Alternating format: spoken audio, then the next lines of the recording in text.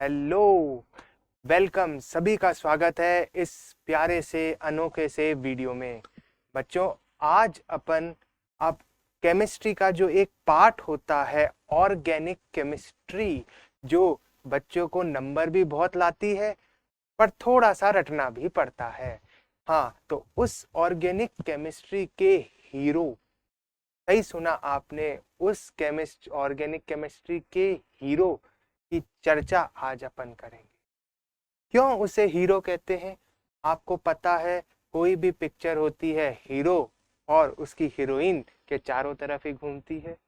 Villain की भी अपनी भूमिका रहती है, पर अंत में तो हीरोइन हीरो के साथ ही जाती है ना? ठीक वैसे ही अपन ऑर्गेनिक केमिस्ट्री के हीरो के बारे में आज थोड़ा पढ़ेंगे, देखेंगे और क्या उसमें अनोखी सी चीज है वो जानने की कोशिश करेंगे। तो क्या आप लोगों ने हीरो का नाम गैस किया? क्या आपको थोड़ा सा कुछ पता चला मैं किसकी चर्चा करने वाला हूँ, किस तत्व की, किस एलिमेंट की? पता चला? जी हाँ, बिल्कुल सही। तो आज अपन देखते हैं कार्बन। जी हाँ, ये कार्बन ही है। इतना शैतान है, इतना रिएक्ट करता है, किस किस से रिएक्ट करता है, सबसे ही रिएक्ट कर लेता है।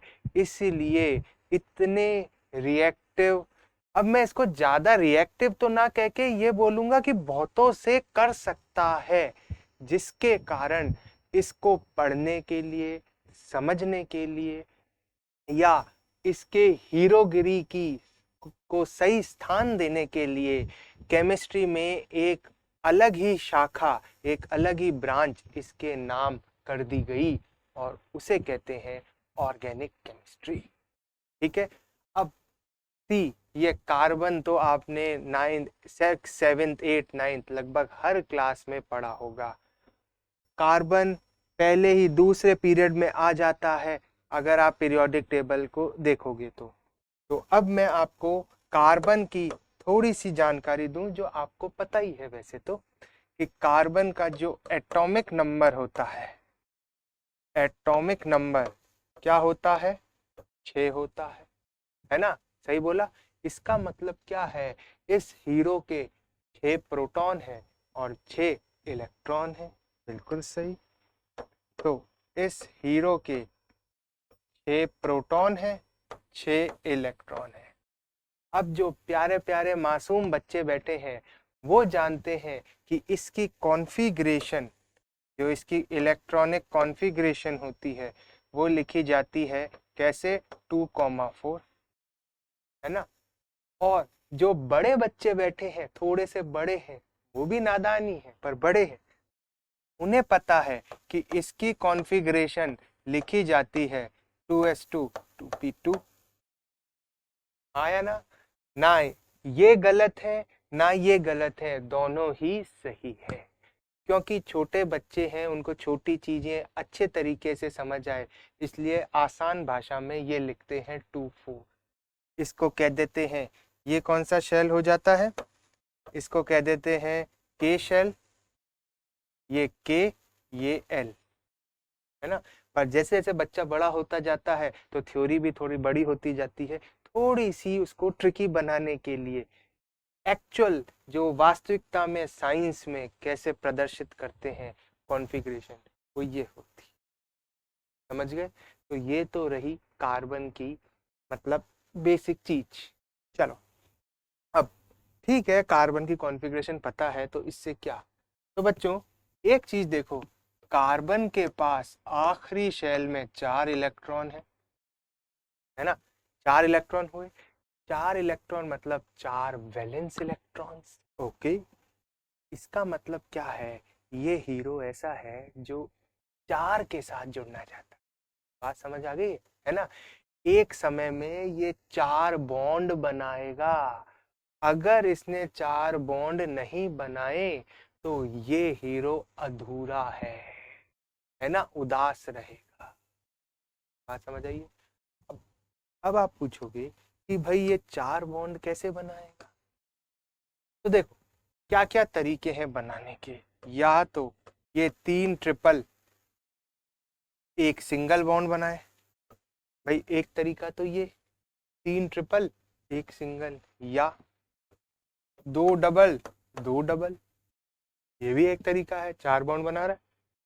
या और क्या हो सकता है, या 2 सिंगल 1 डबल, ये भी हो सकता है।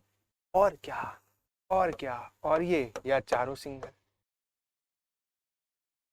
ठीक है, ये भी हो सकता है। तो कार्बन इन तरीकों से अपना घर बसा सकता है। ठीक है, तो कुल 4 बॉन्ड होने चाहिए, देख लो। समझ गए हो बात बच्चों? चलो अब मैं बड़े बच्चे जो हैं उनकी बात कर रहा हूं। जो भी बड़े बच्चे हैं वो जानते हैं कि इसको कहते हैं sp, इसको भी कहते हैं sp, इसको कहते हैं sp2 और इसको कहते हैं sp3। बात समझे? तो ये कार्बन की थोड़ी सा इतिहास है, कार्बन का इतिहास ना कह के उसके बारे में हल्की जानकारी है। पर ठीक है, अब आप ये पूछ रहे होंगे, चलो ठीक है कि यार कार्बन बॉन्ड बना रहा है तो बाकी तत्व भी बॉन्ड बनाते हैं, तो इसमें ऐसी खास बात क्या है? अब आती है वो खास बात। बच्चों आपने भी बचपन में खूब चेन चेन खेला होगा, है ना? चेन बना के एक दूसरे को पकड़ा होगा। आप जानते हो कि जैसे ही जरूरत से ज्यादा लंबी चेन हो जाती है तो टूटने का डर रहता है ना? लेकिन कार्बन बड़ा होशियार है, ये बहुत बहुत लंबी चेनें बनाने की क्षमता रखता है ना? मतलब कार्बन खुद के साथ चेन चेन खेलता है। और केमिस्ट्री में इस चीज को कहते हैं कैटिनेशन, कैटिनेशन हिंदी में श्रृंखलन। और इसकी खूबी के कारण ही ऑर्गेनिक केमिस्ट्री इतनी विशाल हो गई, क्योंकि कार्बन इतनी लंबी लंबी चेन बना सकता है। क्लियर है बच्चों? चलो, तो ये है कार्बन के बारे में थोड़ी सी चर्चा। अब अगली वीडियो में अपन ऑर्गेनिक केमिस्ट्री में प्रवेश करेंगे और देखेंगे कि वहां कार्बन क्या क्या गुल खिलाता है। मिलते हैं अगली वीडियो में। Till then good bye, take care, bye bye.